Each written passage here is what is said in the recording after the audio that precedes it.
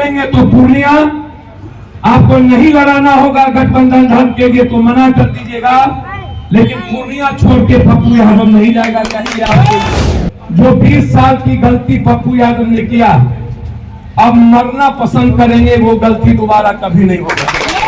कर लो मेरा, हमने कहा कांग्रेस परिवार की इच्छा है, वो बुलाए हैं, उनसे बात कर लेते हैं, फिर मैं आके या हम दोनों बात कर लेंगे। उन्होंने कहा कि नहीं लड़ना मधेपुरा पड़ेगा। तो हमने कहा नहीं, मधेपुरा गार्जियन हम पिता की तरह है, हम आपसे बेटे की तरह आग्रह करते हैं। और तेजस्वी जी को मैंने कहा कि आप मुख्यमंत्री बनिए, हम आपके साथ खड़े रहेंगे। राज ठाकरे उत्तर भारत को मारते मारते बर्बाद कर दिया, आज तक उत्तर भारत को नहीं बख्शा, जो राज ठाकरे नरेंद्र मोदी को नहीं बख्शा। हार रहे हैं तब ना राज ठाकरे को लाए, चाहे लाए। 2 सीट जिंदल को क्यों दिया, इसको क्या कहते हैं, चौधरी अजीत सिंह के बेटा को क्यों दिया, काहे पैर पकड़ के ये लोग सीट दे रहे हैं।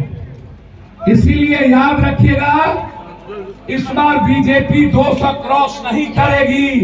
कंफ्यूजन थे, हमारा नेतृत्व ने हम आशीर्वाद लेके होली, हमने कहा कल ही आने वाले थे, कल हमें रोक ली गई।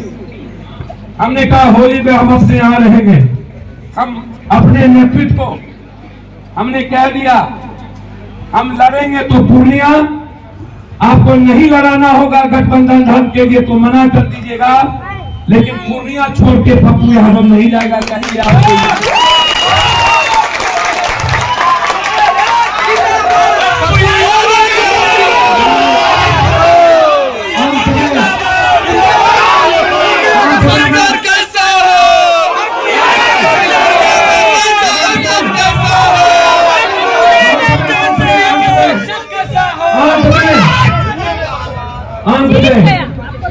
अंत में 2 बात। एक बात, हमें नहीं पता था कि हमें कांग्रेस में तुरंत ज्वाइन करना।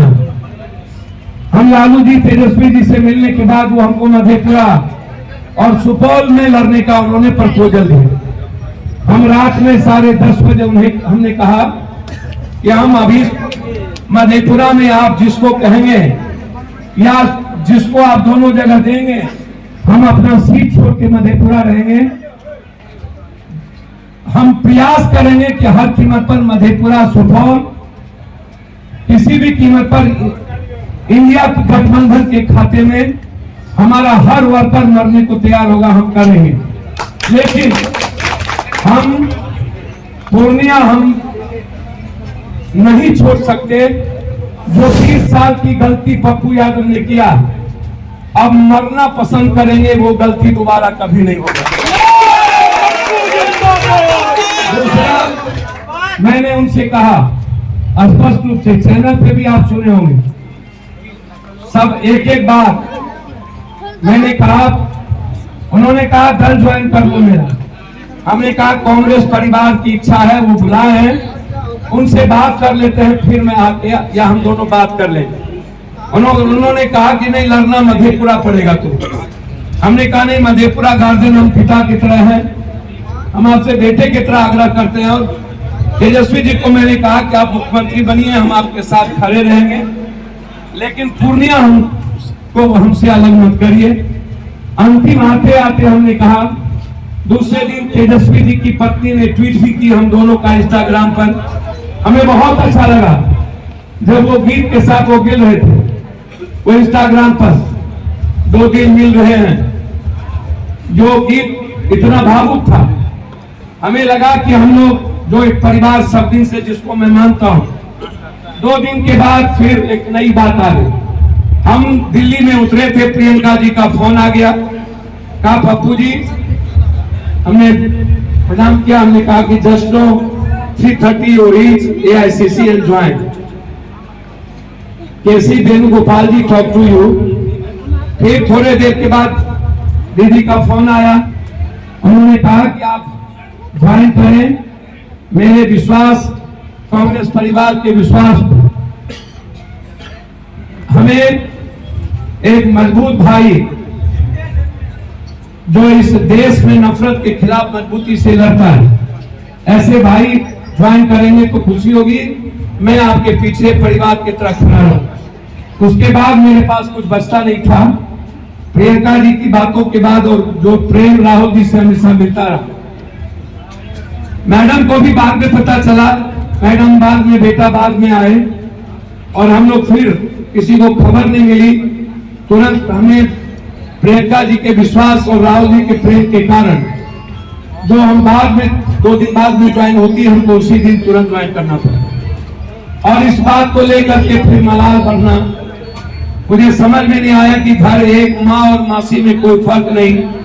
हम लोग का परिवार एक, सभी दलित बैकवर्ड का खून एक, सभी अपर कास्ट हो, बैकवर्ड हो, हम लोग मुसलमान हो, हिंदू, हम लोग के खून में कोई फर्क नहीं। हम लोग अलग नहीं है।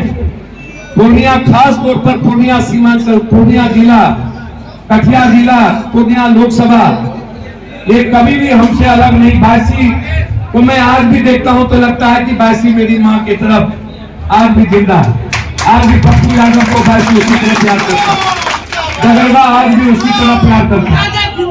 आश्चर्य होता है मुझे। हम जो लोग यहाँ हैं उसको इस बात की गलतफहमी पहला निकाल देते हैं। पहली बार 10 साल के बाद 5 सीटिंग एमपी गुजरात, जहां से नरेंद्र मोदी चुनाव लड़े थे, नरेंद्र मोदी के सीट पर जो अगले बार एमपी बना था, उसको सही 5 सीटिंग एमपी ने बीजेपी का टिकट वापस कर दिया। अब आप समझिए कि गुजरात में बीजेपी का टिकट वापस कर दिया।